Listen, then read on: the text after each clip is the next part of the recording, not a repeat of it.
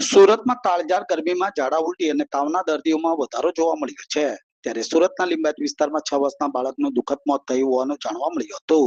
ઝાડા ઉલટી અને તાવ બાદ બાળકની તબિયત બગડતા સારવાર દરમિયાન જ મોત થયું હતું. સિવિલ હોસ્પિટલ પહોંચતા પહેલા જ બાળકનું અવસાન થયું હોવાનું ડોક્ટરે બાળકની માતાને જણાવ્યું હતું.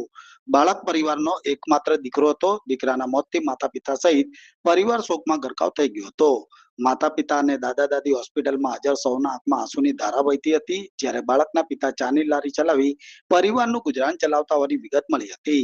આ ઘટનાથી સમગ્ર વિસ્તારમાં દુઃખ અને શોકની લાગણી ફેલાઈ ગઈ હતી. मेरा नाम सैयद महमूद है। आप रहते कहाँ पे? मिट्टी गाड़ी प्रताप नगर। आपके बच्चे जो 6 साल का बच्चा था, इसके साथ क्या हुआ?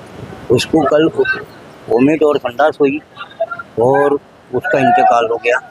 कौन सा हॉस्पिटल लेके गए बच्चे? हाँ, मयक हॉस्पिटल और मन्नत हॉस्पिटल में ले गए। फिर क्या हुआ? वहाँ पे हमको बोले कि भाई मयक में लेके जाओ, मन्नत में लेके जाओ। मन्नत में से फिर बोले कि सिविल में ले जाओ।